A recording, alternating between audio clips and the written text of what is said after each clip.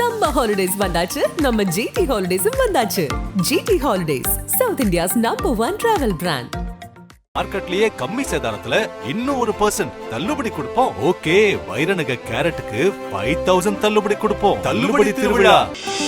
ஆச்சி பாதாம் ட்ரிங்க். ஆச்சி பாதாம் ட்ரிங்க் ஒன்னு வாங்கினா ஒன்னு ஃப்ரீ.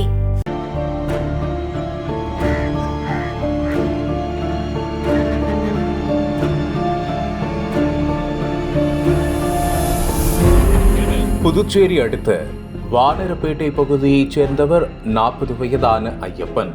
சரித்திர பதிவேடு குற்றவாளியாக அறியப்பட்ட இவர் மீது கொலை, கொள்ளை, பாலியல் தொழில் உள்ளிட்ட ஏராளமான குற்ற வழக்குகள் நிலுவையில் உள்ளது. கடந்த சில மாதங்களுக்கு முன்பு கூட பாலியல் வழக்கில் கைது செய்யப்பட்ட ஐயப்பன் சமீபத்தில்தான் ஜாமீனில் வெளியே வந்துள்ளார். இருந்தபோதிலும் புதுச்சேரியில் பல்வேறு குற்ற சம்பவங்களில் ஈடுபட்டு வந்ததால் போலீஸ் கெடுபிடி அதிகமாக இருந்துள்ளது. இதனால் புதுச்சேரியை விட்டு வெளியே வந்த ஐயப்பன் கடந்த 3 மாதங்களாக திருவண்ணாமலை மாவட்டம் கீழ் பெண்ணாத்தூர் அடுத்துள்ள நீலாந்தாங்கல் கிராமத்தில் பதுங்கியிருந்துள்ளார். இந்த சூழலில் கீழ் பெண்ணாத்தூர் பகுதியில் உள்ள ஏரியில் இளைஞர் ஒருவர் படுகொலை செய்யப்பட்டு கிடப்பதாக வேட்டவளம் காவல் நிலையத்திற்கு தகவல் கிடைத்துள்ளது. அதன் பேரில் உடனடியாக சம்பவ இடத்திற்கு சென்று பார்த்தபோது கொலை செய்யப்பட்டு கிடந்த நபர் பாண்டிச்சேரியைச் சேர்ந்த பிரபல ரவுடி ஐயப்பன் என்பது தெரிய வந்தது. தகவல் அறிந்து வந்த காவல் துணை கண்காணிப்பாளர் அறிவழகன், கூடுதல் காவல் கண்காணிப்பாளர் சிவபாண்டியன் உள்ளிட்டோர் கொலை நடந்த இடத்தை பார்வையிட்டனர். அங்கு மோப்ப நாய் வரவழைக்கப்பட்டு அங்குள்ள தடயங்களை சேகரித்து சென்றனர். இதனையடுத்து கொலை செய்யப்பட்ட ஐயப்பன் உடலை பிரேத பரிசோதனைக்காக திருவண்ணாமலை அரசு மருத்துவமனைக்கு அனுப்பி வைத்துவிட்டு போலீசார் விசாரணையை துவக்கினர்.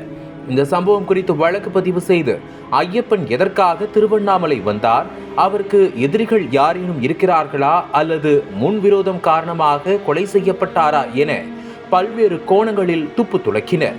போலீசாரின் முதற்கட்ட விசாரணையில் திருவண்ணாமலையில் பதுங்கியிருந்த ஐயப்பன் வேளையாம்பாக்கம் கிராமத்தில் சூது விளையாடி வந்துள்ளார். அதோடு அவர் பைனான்சியர் என்பதால் அங்கு சூது விளையாடுபவர்களுக்கு வட்டிக்கு பணம் கொடுத்து வந்ததாகவும் சொல்லப்படுகிறது. இதனிடையே ஐயப்பனின் நெருங்கிய நண்பர்களாக இருந்தவர்கள் சந்துரு மற்றும் முத்துக்குமார். இவர்களிடம் ஐயப்பன் 3 லட்சம் ரூபாய் வரை பணம் வாங்கியிருக்கிறார். அந்த பணத்தை திருப்பிக் கொடுப்பதில் தாமதமானதால் இவர்களுக்குள் அடிக்கடி தகராறு ஏற்பட்டு வந்துள்ளது. அதே நேரம் ஐயப்பனின் மிரட்டல் பேச்சு சந்துரு மற்றும் முத்துக்குமாருக்கு கோபத்தை ஏற்படுத்தி இருக்கிறது. இந்த சூழலில் 9ஆம் தேதி இரவு வேளையாம்பாக்கம் பகுதியில் ஐயப்பன் வழக்கம் போல் சீட்டு விளையாடி கொண்டிருந்தார். இதனை அறிந்த புதுச்சேரியைச் சேர்ந்த ஐயப்பனின் நண்பர்கள் சந்துரு மற்றும் முத்துக்குமார் ஆகியோர் சம்பவ இடத்திற்கு இனோவா காரில் வந்துள்ளனர். அங்கிருந்த ஐயப்பனை கத்தி முனையில் கடத்தி சென்று ஏரிக்கரையில் வைத்து கொடூரமாக வெட்டி கொலை செய்தது விசாரணையில் தெரிய வந்தது. இதனையடுத்து இந்த கொலை வழக்கில் சம்பந்தப்பட்ட சந்துரு மற்றும் முத்துக்குமார் ஆகியோரை போலீசார் கைது செய்துள்ளனர். அனல் பறக்கும் செய்திகளை அப்டேட் செய்து கொள்ள நக்கீரன் களத்தை இப்பவே சப்ஸ்கிரைப் பண்ணுங்க.